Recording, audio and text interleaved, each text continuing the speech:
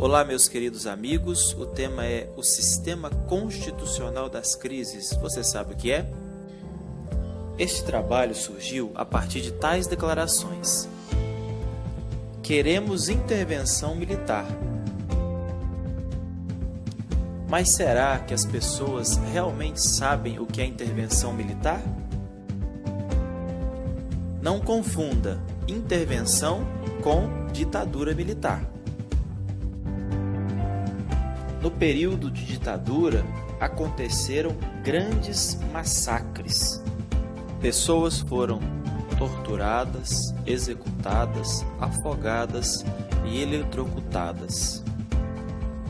Olha o que relata o professor Plínio Ferreira Guimarães, doutor em História pela UFMG.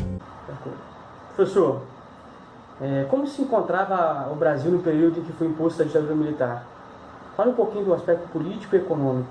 Se o senhor puder também abordar um pouquinho do Caparaó, como que é inserido na ditadura militar, como que era o Caparaó? Bom,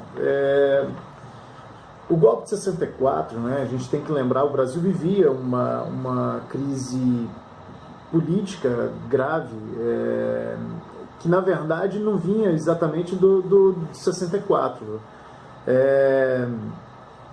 A história brasileira ela é cheia de instabilidades políticas. A gente tem que lembrar todo o processo que ocorre desde o retorno de Getúlio à presidência, o suicídio, ali já havia uma tentativa de golpe. E nós tivemos outros problemas, houve uma tentativa de não dar posse a JK na presidência, e quando o Jânio Quadros é eleito e que ele renuncia, a gente teve uma outra tentativa de golpe ali, inclusive há uma alteração abrupta na Constituição brasileira para dar posse ao João Goulart em 61, implementando um sistema parlamentarista que não era previsto até então na Constituição. Então, na verdade, a gente vivia um problema grave como que eu posso te explicar aqui, no sentido de que havia uma instabilidade política. Só que eram outras épocas, né? Por exemplo, uma das coisas que levou muita gente a pedir por um golpe, a clamar por um golpe, que os militares tomassem o poder, era a ameaça comunista naquele momento. Aquele momento era uma época de Guerra Fria.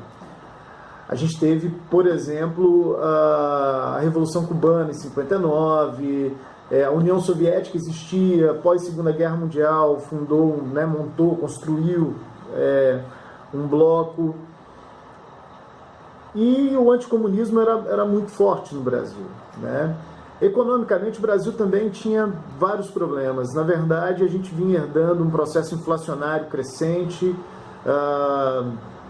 as políticas, sobretudo do JK, aquele desenvolvimento todo que ocorre de forma muito rápida, isso tem um impacto.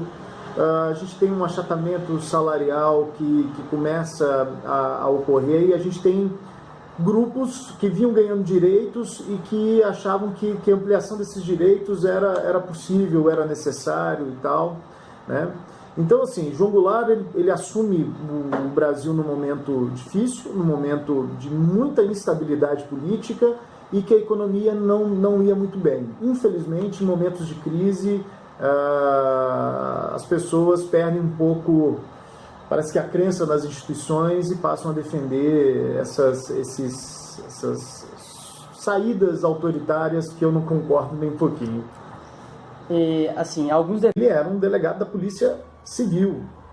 A gente tem grupos, nós temos grupos que apoiaram a tortura dentro dos civis. Tanto é que existe eu defendo ainda a ideia de a gente usar uma nomenclatura de ditadura militar, mas existe inclusive um grupo crescente de historiadores que vem tratando a ideia como uma ditadura civil-militar por causa dessa contribuição civil, né? E aí a gente vai ter empresários, por exemplo, não que eles sejam torturadores, mas financiando a tortura e tudo isso que aconteceu no Brasil. A gente tem enfim, diversos casos, inclusive com pesquisas interessantes a respeito desses aspectos. Agora, e aí, então a gente entender que a repressão é muito maior do que a gente está pensando, né? O senhor acha que quem pede intervenção militar hoje sabe realmente o que tem pedido? Alguns não sabem. Outros, infelizmente, sabem e querem isso mesmo. A gente está vivendo um momento de uma crise política grande, gigantesca. Nós colocamos em xeque todas as nossas instituições, que são as instituições que seguram aquilo que a gente chama de democracia. Nós temos regras, e quando essas regras elas são quebradas, infelizmente, a gente passa... O que impede que outras sejam? Então, hoje há um discurso muito forte, por exemplo, de um pensamento único. Escola Sem Partido, por exemplo, que quer interferir diretamente nas escolas, que colocam alunos para poder tentar cercear o direito do professor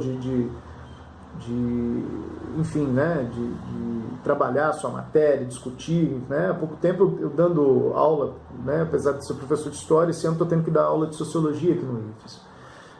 Durkheim, que estou dando aula de sociologia, que é um cara, a última coisa que a gente pode dizer que é um cara de esquerda, e eu vi comentários de alunos como se fosse uma coisa, né? Então, assim, não falaram comigo, falaram baixinho entre eles, eu pesquei. Mas, infelizmente, são pessoas que são contaminadas com isso, com a ideia de que tudo de esquerda, tudo é esquerda, né, para começar, tudo é comunismo, e eu tenho que combater isso, como se isso fosse um grande mal, e eu preciso impor uma derrota definitiva. Então, quem defende hoje intervenção militar, tem aqueles que não sabem o que é isso, e aqueles que defendem sabendo. Querem prisões, mortes, tortura, eliminação de quem defende direitos humanos, eliminação de quem defende ideais de esquerda e coisas do tipo, né? Ou seja, querem uma ditadura. Na sua opinião, esse movimento aí dos caminhoneiros, essa greve, sim, muita gente pediu a intervenção militar. De forma muito triste, infelizmente. O senhor acha que eles tinham noção do que é? A maioria sim. A maioria sim. E falando em intervenção militar, qual seria o impacto para a sociedade em relação aos nossos direitos, né, garantidos? Bom, se acontecesse a intervenção militar hoje. Sim. Então, vamos lá. Primeira questão. Tem uma coisa que é um tanto contraditória, inclusive. As pessoas que defendem intervenção militar, eu vi um cartaz, que é o cartaz mais contraditório e mais complicado que eu já vi, que é assim, né, pelo direito de não ter direitos, né? Você já viu esse cartaz? Não. Que eu vi numa manifestação. Uma outra contradição é falar que existe uma intervenção militar constitucional, certo? Nós temos mecanismos que eles podem quebrar que a Constituição prevê, né? Sou um leigo no campo do direito, mas pelo menos isso eu sei, até porque já foi artimanha utilizado por outros governos, né? O presidente brasileiro, gente, vou lembrar o nome dele, da Primeira República, que governou durante um período sob estado de sítio, por exemplo, ou o próprio Getúlio, depois do movimento de 1935, né, que ficou conhecido de forma, uma tentativa de criar um medo em torno do movimento, deram o nome para ele de intentona comunista. Getúlio vai governar sob estado de sítio o Brasil. E quando você decreta o estado de sítio, por exemplo, né, para dar um exemplo, o estado de guerra, ou a própria intervenção, que a gente viu, a intervenção federal no Rio de Janeiro, a gente quebra algumas coisas que estão amarrados ali na Constituição.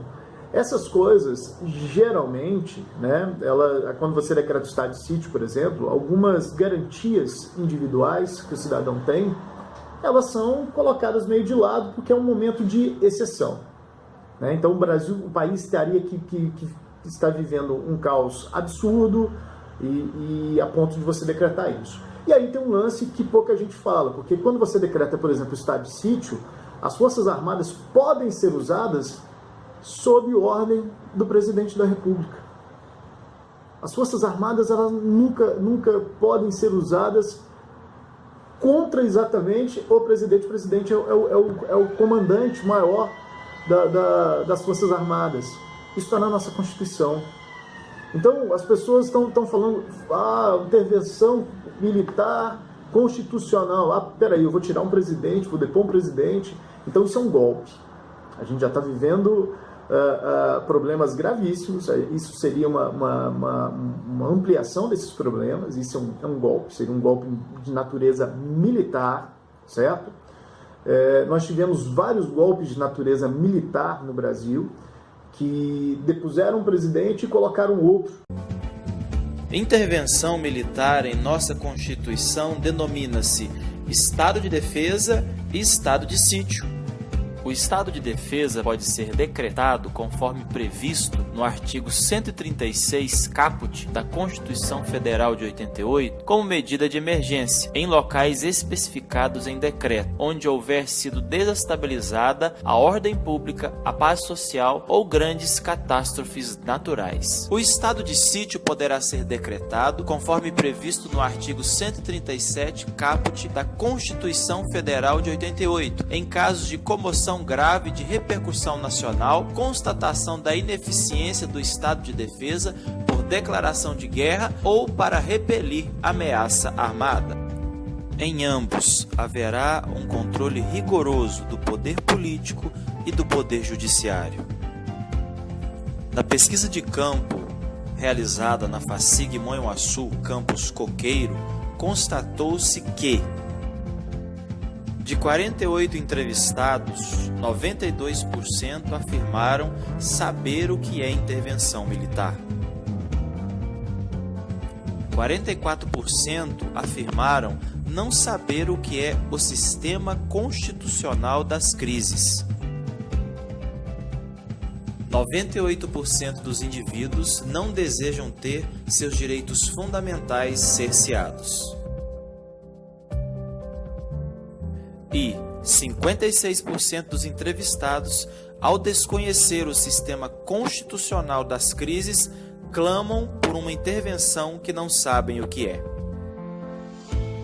Portanto, toda e qualquer ação das Forças Armadas que não tenha base constitucional não é intervenção, mas sim golpe.